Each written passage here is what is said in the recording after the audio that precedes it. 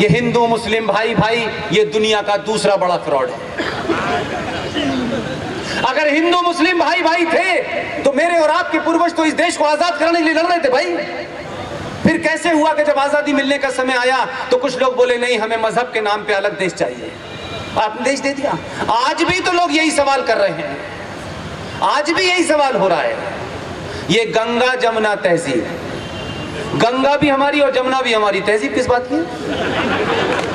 Fraud. ये सब आपने चलाया, आपने लोगों का झूठा प्रचार किया। इस्लाम को पढ़िए, सही मानों में पढ़िए और पूछिए मुसलमानों से कि 57 मुल्कों में कितने हिंदुओं को आपने नागरिकता दी है? किसी को दी है? और नहीं दी तो क्यों नहीं दी? तो आप तो एक्सक्लूसिव हैं, 57 देशों में किसी को नागरिकता नहीं देंगे, कश्मीर में हिंदू को नागरिकता नहीं देंगे, कश्मीर का संविधान में मुसलमान के हिसाब से चलेगा, शरिया के हिसाब से चलेगा। और तो और दूसरा एक और झूठ है इस देश में, भारत का संविधान 1976 में सेकुलर हुआ, उससे पहले कम्युनल था। इस सेकुलर भारत में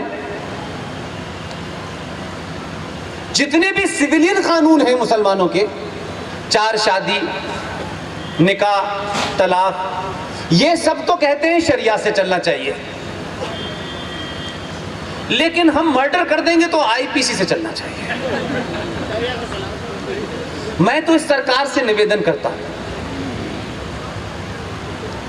आपको अल्लाह ने भेजा है, दोनों लोगों को,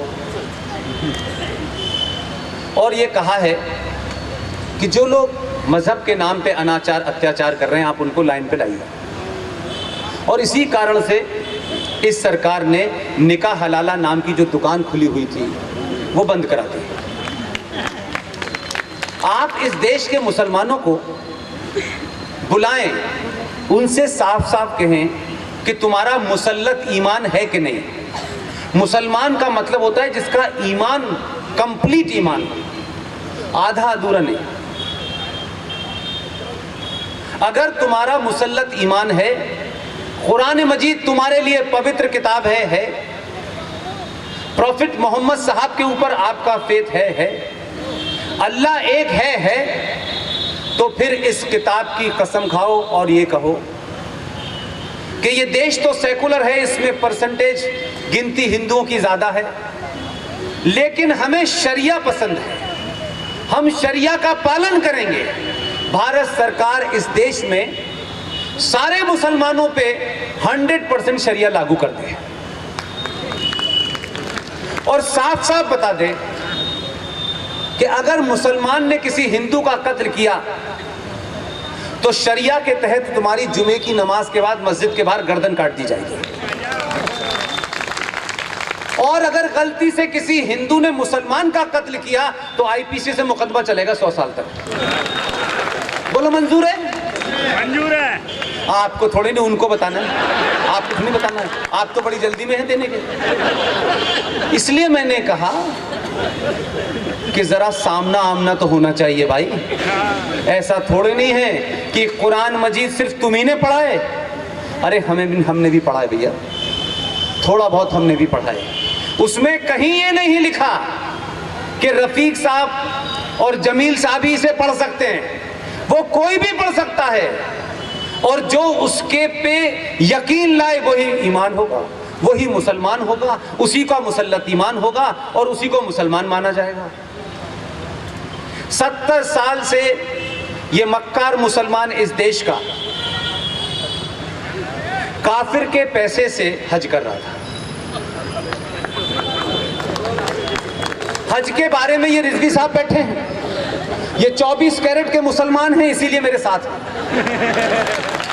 इनसे पूछिएगा, हज के बारे में फरमाया गया है कि जब आपने अपने घर की तमाम जिम्मेदारियां पूरी कर ली हो, सारे फर्ज अंजाम दे दिए हो, अगर घर में कोई जवान बेटी है उसकी निकाह शादी कर दी हो, आपने घर की सारी चीजों को पूरा कर दिया हो, तब आप अपने पैसे से ईमान की कमाई से, किसी के दिए हुए पैसे से हज करने जाएंगे, जो इस्लाम में 5 पॉइंट हैं उसमें एक हज है, तभी अल्लाह तुम्हारे हज को मानेगा। हिंदुस्तान के मुसलमान कहते हैं हमारी 70 साल में बहुत बुरी हालत हो गई, इसलिए नहीं हुई कि हिंदू राजा था यहाँ पर, इसलिए हुई कि तुम ईमानदार नहीं हो, इस्लाम के साथ धोखा कर रहे हो, बहुत तुम्हारा ईमान मुसल्लत नहीं है, इसलिए तुमने काफिर के पैसे से हज सब्सिडी लेके हज तो किया। अल्लाह ने कहा मैंने तो ये नहीं कहा था कि तुम अपने पैसे के अलावा काफिर के पैसे के लेके आओगे तो तुम्हें हज का फायदा नहीं मिलेगा। तुम कितना भी माथे पे काले रंग का रगड़ रगड़ के सजदे में चले जाओ, अल्लाह तुमसे नाखुश है, या अल्लाह तुम्हारी बात नहीं मानेगा। और जब मान रहा था तो तुमने दुनिया के अंदर बहुत कुछ किया था, और हमारा तो अल्लाह के ऊपर यकीन है रिजवी साहब, अल्लाह ने हमें 1000 साल तक गुलाम रखा,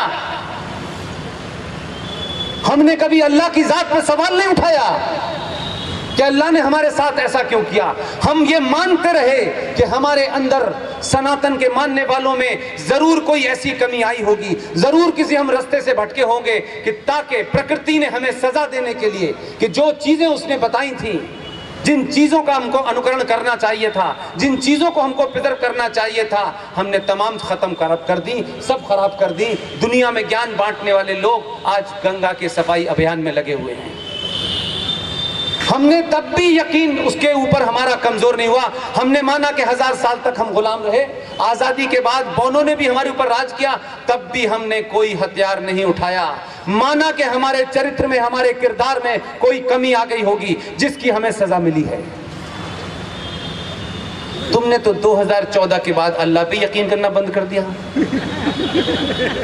अरे आज भी यकीन करो ना, तुम कहते हो रब्बुल आलमीन कि ये जो पूरा सृष्टि है, जो पूरा ब्रह्मांड है, ये कोई एक ताकत है, तुम उसे अल्लाह कह सकते हो, हम भगवान कहते हैं, कोई क्रिश्चियन कुछ और कह सकता है, लेकिन ये मानते जरूर हैं कि कोई आदर्श सत्ता है जो पूरी दुनिया को चलाती है, हवा चलाती है, रोशनी आती है, सूरज निकलता है, जाड़ा पड़ता है, गर्मी आती है, कोई चला रहा है। हमारा यकीन उस वक्त भी था जब हम 1000 साल तक गुलाम थे, और हमारा यकीन 2014 के बाद भी है। प्रॉब्लम तुम्हारी है, तुम मस्जिदों में दुआ मांगते हो या अल्लाह मोदी को उठा ले, वो नहीं, उसी ने भेजा है, वो क्यों उठाएगा, उसी की मर्जी से आया है। जब ये हवा अल्लाह की वजह से चल रही है, जब वो गोल टोपी वाला उसी ने पैदा किया है, जब रामपुर में एक पागल पैदा किया है, तो भाई ये 2-4 अक्लमंद भी होने चाहिए थे। तो अल्लाह की मर्जी से आया है। अगर नहीं सुने, शुरू में कहा सुन लो, नहीं माने तो उसने कहा उत्तर प्रदेश में बड़ा संकट है, यहां योगी को भेजो, दोबारा यहां भेज दिया।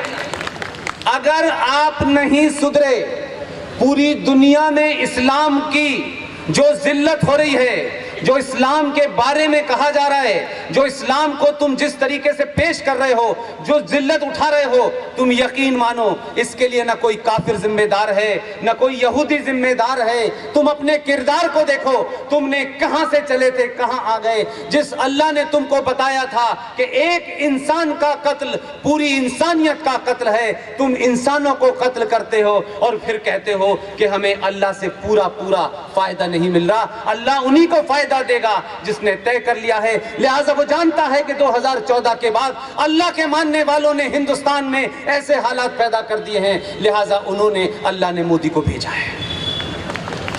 यकीन मानिएगा, अगर वो एक है तो सदा सबके लिए बराबर है।